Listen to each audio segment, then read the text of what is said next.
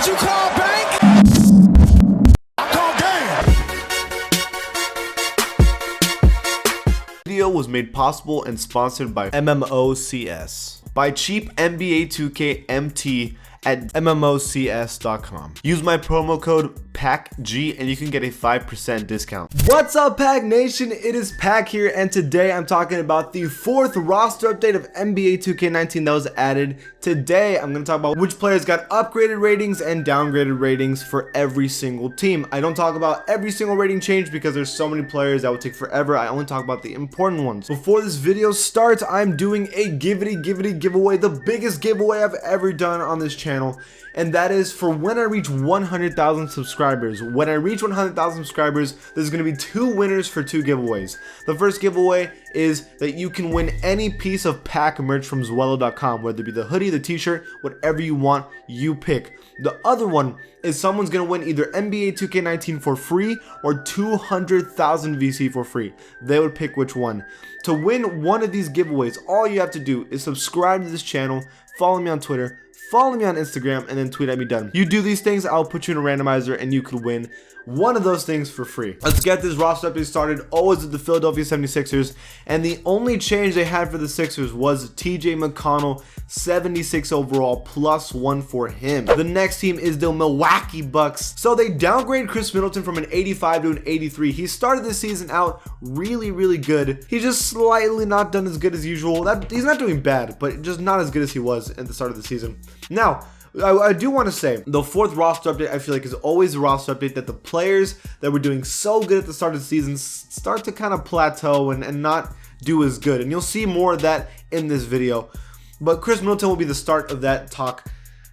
He started the season off great, kind of in the middle. I feel like they usually kind of save it for the playoffs, but I think Chris Middleton will be fine. Eric Bledsoe also goes +1, so now they are tied for the 2nd best player on the team, but in reality, it's still Chris Middleton. Also, Malcolm Brogdon, my president, goes up +2. Now it's Zach LaVine for the Chicago Bulls, -2 for Zach LaVine, so an 84 overall. Again, another player that starts the season off really great, but then starts to kind of go down just a little bit. He's still way better than he was last season, but he's an 84 now. Also, Jabari Parker goes -2. If you've not heard, the Bulls decide to stop playing Jabari Parker.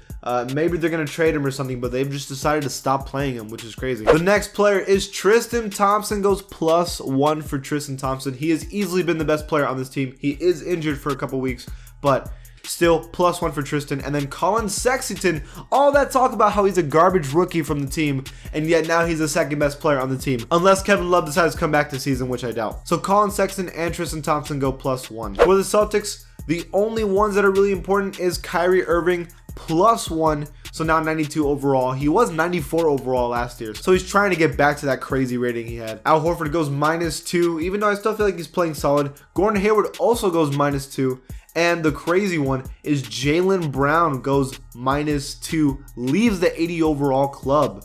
He just did so good last season, and he's not doing anything close to what he was the year before. Now for the Clippers, who are still surprisingly in playoff picture, Montrezl Harrell, who just got a major upgrade last roster update, goes -1 from an 82 to an 81. Lou Williams also goes -1, so now there are 3 players tied for the 2nd best player on this team. But I still think it's Montrezl Harrell, even though Danilo Gallinari has been scoring like crazy on this team too. Now for the Grizzlies, both Mike Conley and Marc Gasol go -1, which means they're both still tied for the best player on this team. And JaMychal Green gets one of the biggest updates in this roster update, +3 for JaMychal Green. Now for the Hawks, John Collins goes +2 to an 82 overall, solidifying himself as a good player in the NBA. And that's crazy considering he came off of injury. And Trae Young goes -1. The reason why is because first, you now have another player who's taking a lot of the points, so it's making you look worse. But second, he's still trying to shoot those crazy volume shots he shoots when people are double teaming him now. So it's getting harder for him, but he'll learn. Now we are on the Miami Heat. Goran Dragic and Josh Richardson both go -2, so they tie for the 2nd best player on the team again. Personally, I think it's Josh Richardson. For the Hornets, Cardiac Kemba goes -1 from 90 to 89 overall. Leaving the 90 overall club, I don't think he should have. Again, a lot of those players that start the season really off, like really good, start to kind of slow down a little bit. So that's why they lowered him, but he's still doing good. Michael Gilchrist also goes +1, and so does Tony Parker, all being tied for the second best player on this team. For the Utah Jazz, Derek Favors goes from 80 to 81, +1 for Derek Favors. But here's the thing about Derek Favors. I've noticed for the past like 5 2Ks, he goes from like the 79 to 81 overall, and he's been the most consistent player I've ever seen in 2K history. Like, he's always at like the same rating. He never goes super high or super low, always at like 80 overall. It's kind of funny. For the Sacramento Kings, Willie Cauley-Stein goes -1, Buddy Hield +1. Personally, I think Buddy Hield is the second best player on this team. Willie Cauley-Stein should have never went to 80. He should have stayed to 81 overall. Buddy Hield should also be at like 81, maybe even 82 overall. That's my opinion with this team. Also, they're surprising me like crazy that they're this decent. For the Knicks, my Knicks, Enes Kanter +1. I'm surprised they haven't lowered Tim Hardaway's junior rating because he's been playing a little worse. But Emmanuel Mudiay has been playing nuclear.